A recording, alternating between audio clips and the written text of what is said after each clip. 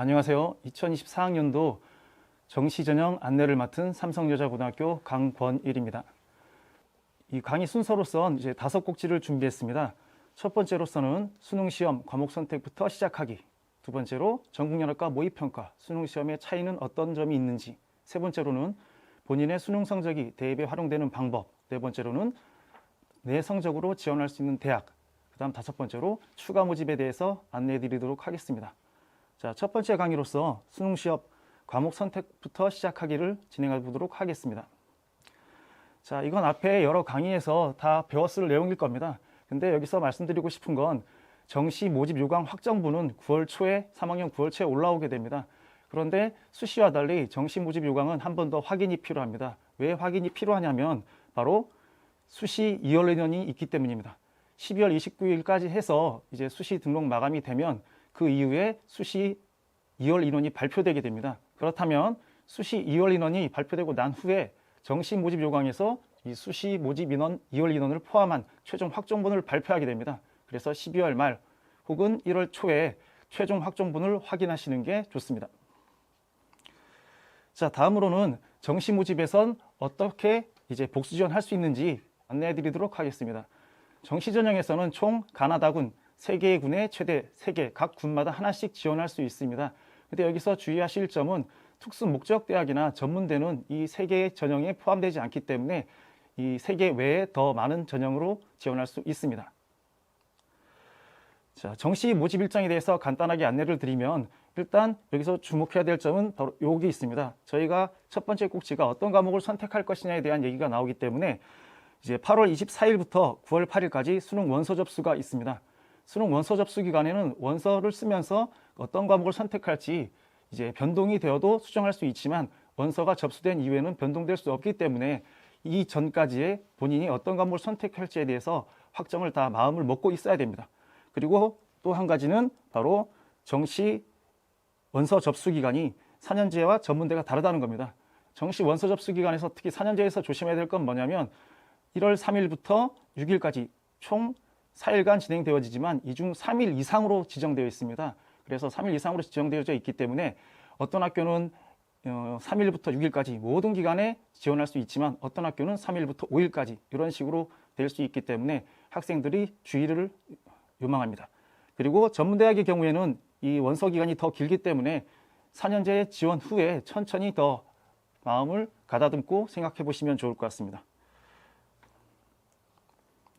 자, 군별 모집 대학 현황인데 이 군별 모집 대학 현황에서는 조심해야 될 부분이 있습니다. 어떤 부분이냐면 이 군은 모든 대학들이 그 대학에서 원하는 군으로 선택을 하게 되어 있습니다. 예를 들어서 자, 서울대가 나군에 있으면 고려대, 연세대가 가군에 되어 있습니다. 그 이유는 서울대와 연세대, 고려대가 한꺼번에 같은 군에 있으면 서로 경쟁에 의해서 이제 지원하는 인력풀이 나뉘어질 수 있기 때문에 이렇게 진행을 하는 겁니다.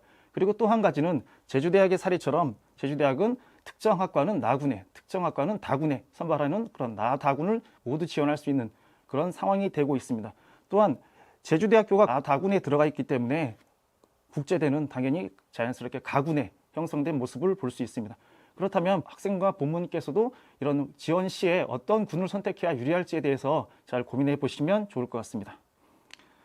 자, 수능 점수에 의해서 이 부분은 나중에 뒤에 가서 더 자세하게 설명해 드리겠지만 여기서 안내 드릴 부분은 이렇게 국어, 미적분, 그 다음 화학원, 지구과학 2 이런 식으로 과목에 따라서 점수가 분류되어 나옵니다. 그런데 여기서 이 전국연합과 차이점은 뭐냐면 모의 수능이나 수능에서는 원점수가 공개되지 않는다는 점을 참고하시면 됩니다.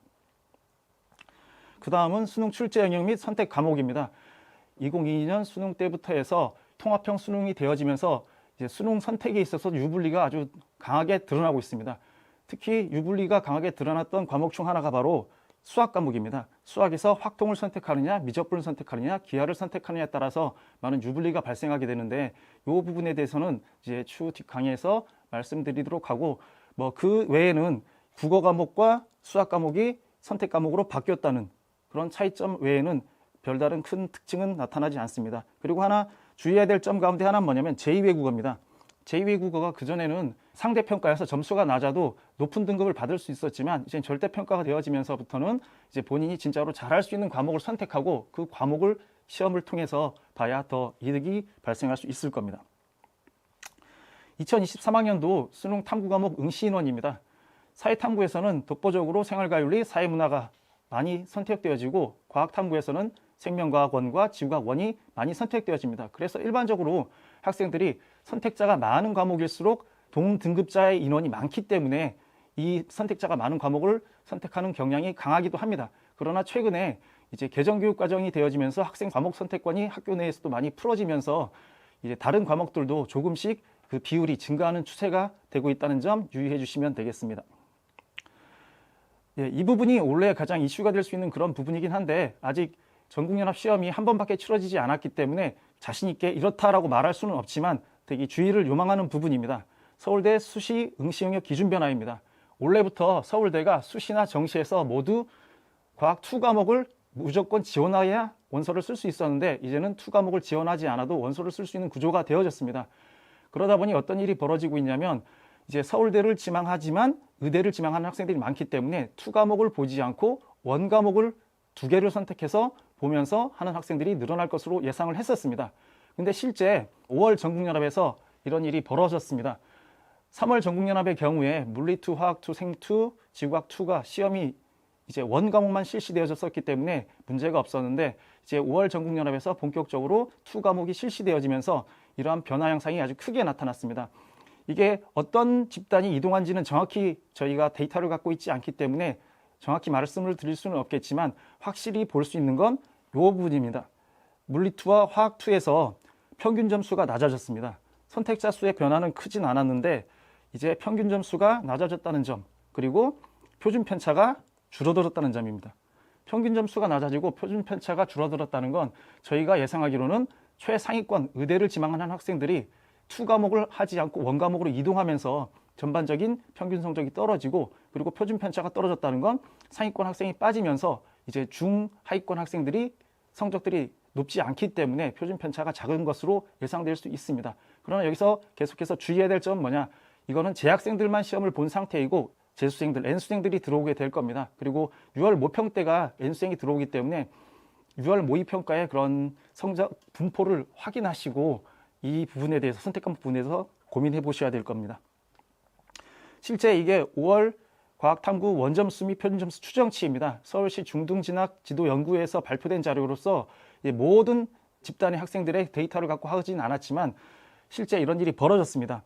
실제 예를 들어서 생명과학 2인데 원점수가 40인데 표준점수가 91점이 나왔습니다. 그런데 생명과학 1은 만점이 73점인 겁니다. 이런 것처럼 표준점수 차이가 크게 벌어졌기 때문에 정시에서 표준점수를 반영하는 대학일 경우에 어떤 변화가 나타날지에 대해서도 많은 고민이 필요할 겁니다. 이상 첫 번째 강의인 수능 선택 과목에 대한 안내사항을 전달해 드렸습니다. 감사합니다.